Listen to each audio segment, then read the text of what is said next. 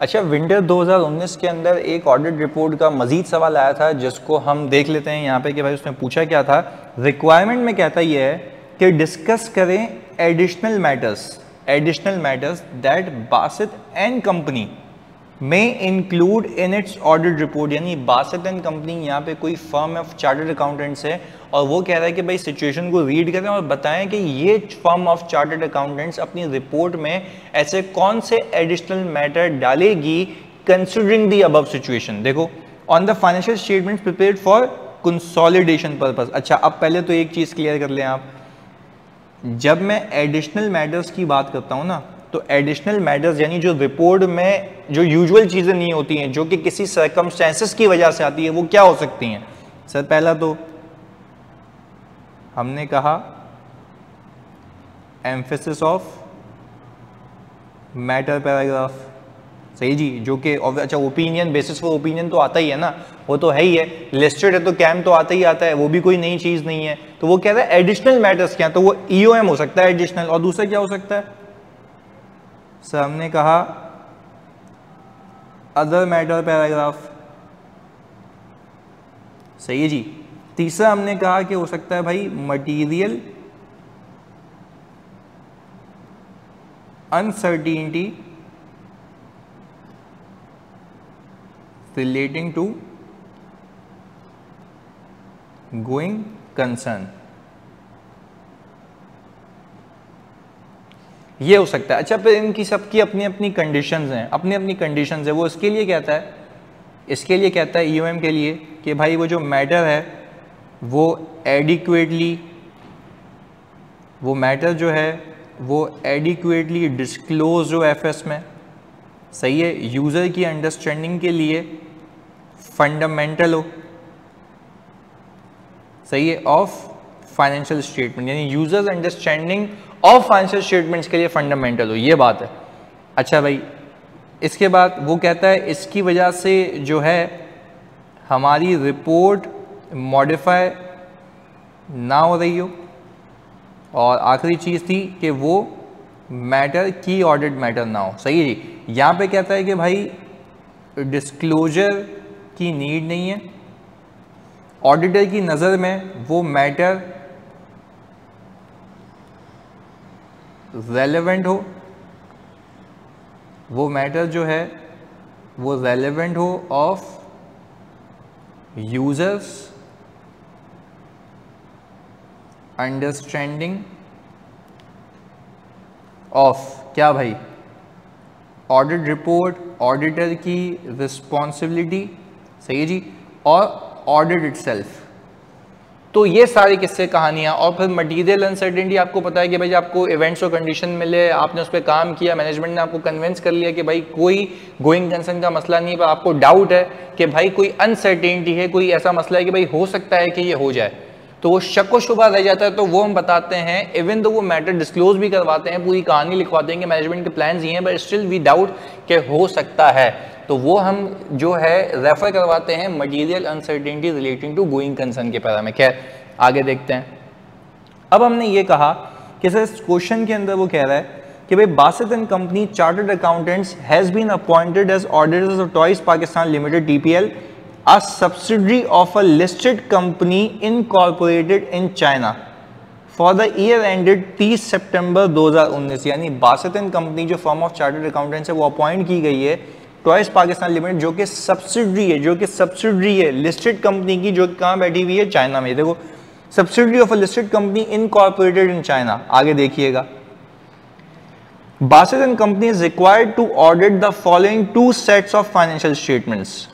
To sets of financial statement, जब मैं two sets of financial statements की बात करता हूँ ना मेरे बच्चों, तो मुझे याद आता है कि अदर मैटर पैराग्राफ के अंदर अदर मैटर, देखो ये यहाँ से चीज़ें निकलती हैं।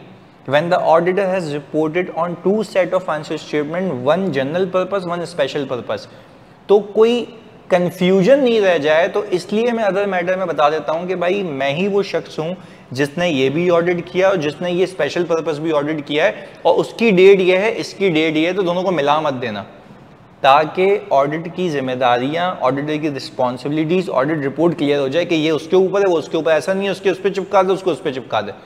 क्योंकि ऐसा भी तो हो सकता है ना कि जो स्पेशल पर्पस पे बनाई हुई है उस पर आपने मॉडिफिकेशन दे दी हो, आपने ओपिनियन मॉडिफाई कर दिया, और जो नॉर्मल है उस पर तो भाई ऐसा तो नहीं है वो उस पर समझ जाए, वो उस पर समझ जाए, तो make it clear. But again क्या ये यूजर्स की फाइनेंशियल स्टेटमेंट्स की अंडरस्टैंडिंग के लिए फंडामेंटल है या ऑडिटर की जिम्मेदारियों के लिए, ऑडिट रिपोर्ट के लिए? सर ऑडिटर की जिम्मेदारियों के लिए, ऑडिट रिपोर्ट के लिए। That's why I am saying कि इसमें जाएगा अदर मैटर पैराग्राफ, और ये एग्जांपल भी लिखी हुई है जो मैंने अपने लेक्चर्स में भी कर रखा है। आगे फिर वो कहता है कि भाई फाइनेंशियल स्टेटमेंट्स, अच्छा Basit companies required to audit following to set of financial statements. पहला, financial statements prepared to meet the statutory requirements of Pakistan. The audit report is expected to be issued by 10 December 2019। अच्छा भाई, यानी अब हम ये कह रहे हैं कि एक तो जनरल पर्पस फाइनेंशियल्स बनेंगे और फिर दूसरे बनेंगे स्पेशल पर्पस, जो नीचे लिखा हुआ है। Financial statements prepared to meet the requirements of consolidation in China, यानी जाहिर सी बात है चाइना की अपनी कुछ जो है एडिशनल रिक्वायरमेंट्स होंगी तो उसके डिस्क्लोजर उसके हिसाब से होंगे, क्योंकि हम जो पाकिस्तान में फाइनेंशियल्स बनाते हैं वो तो हमारे हिसाब से है ना, तो उनकी रिक्वायरमेंट्स के हिसाब से, उनके अकाउंटिंग स्टैंडर्ड्स के हिसाब से अगर कोई चेंजेस है तो वो फाइनेंशियल स्टेटमेंट उस पर बने होंगे।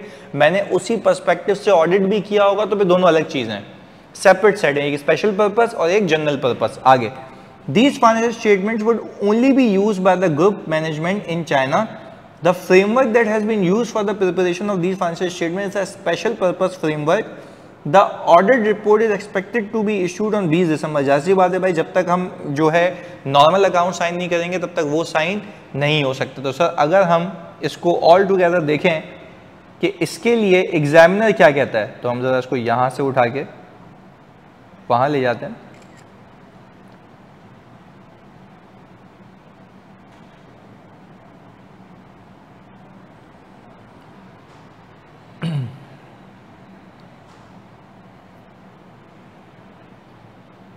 अच्छा जी सर, अब अगर ज़रा हम इस पर फोकस करें, वो कहता है कि ऑडिट रिपोर्ट में include the following additional matters.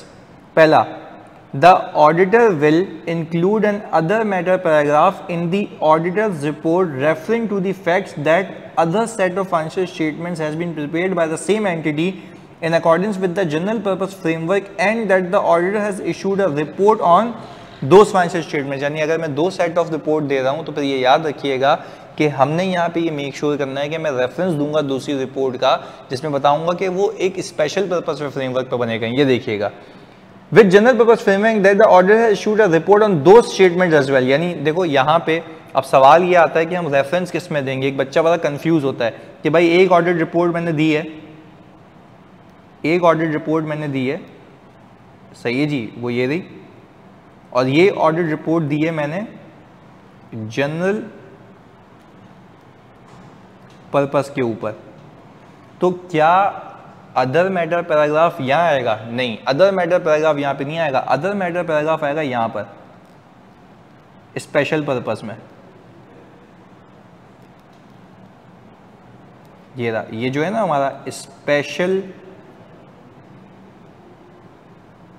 Purpose, यहाँ पे आएगा अदर मैटर पैराग्राफ, क्योंकि मैं यहाँ पे बताऊंगा, क्योंकि आप खुद देखें लॉजिकली बात समझें, पहले मेरी जनरल पर्पस की रिपोर्ट साइन हो रही है, उसके बाद ये स्पेशल पर्पस हो रही है, तो मैं वो दे चुका हूँ ना, यहाँ पे बताऊंगा कि भाई मैंने एक जनरल पर्पस की रिपोर्ट भी दी है, मैंने एक जनरल पर्पस की रिपोर्ट भी दी है जिसका फ्रेमवर्क अलग है। देखें यहाँ पे रीड कर लेते हैं, रेफरिंग टू द फैक्ट्स, सही है, referring to the facts that another set of financial statements have been prepared by the same entity, has been prepared by the same entity, इसी एंटिटी ने एक अलग सेट ऑफ एफएस बनाया है in accordance with general purpose framework and auditor, यानी हमने issue की है report on those financial statement, जिसकी डेट ये, तो हम डेट भी डाल देते हैं आगे।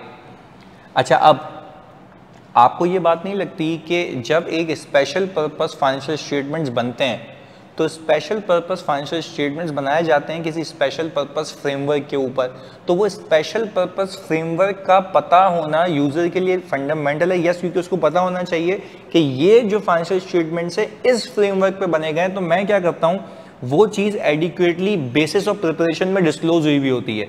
तो मैं अपनी ऑडिट रिपोर्ट के अंदर एक एम्फेसिस ऑफ मैटर डालता हूँ, EOM,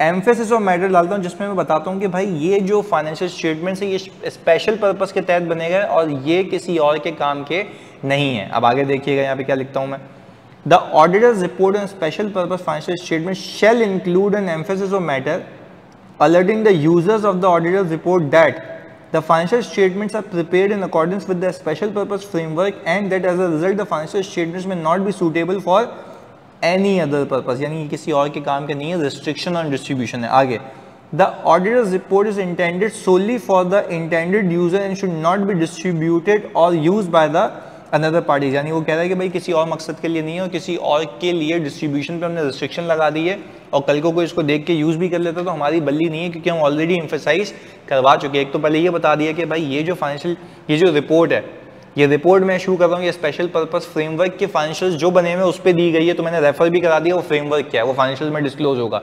तो मैं कह रहा हूँ क्योंकि ये स्पेशल पर्पस फ्रेमवर्क पे बनाए गए फाइनेंशियल्स के ऊपर रिपोर्ट है, तो ये रिपोर्ट भी लिमिटेड यूजर्स के लिए, बाकी किसी और को डिस्ट्रीब्यूट होना बनती नहीं है. तो ऑल टुगेदर इसने इस सवाल के अंदर कोई अदर मैटर और एम्फेसिस ऑफ मैटर का स्ट्रेट क्वेश्चन पूछा था जो कि आपको पता होना चाहिए. तो आपने सिर्फ और सिर्फ या तो अपने दिमाग से या तो स्ट्रेट आपने आयजा से उठा के चीज़ें लिखनी थी. सिंपल केस था. जज़ाकल्लाह.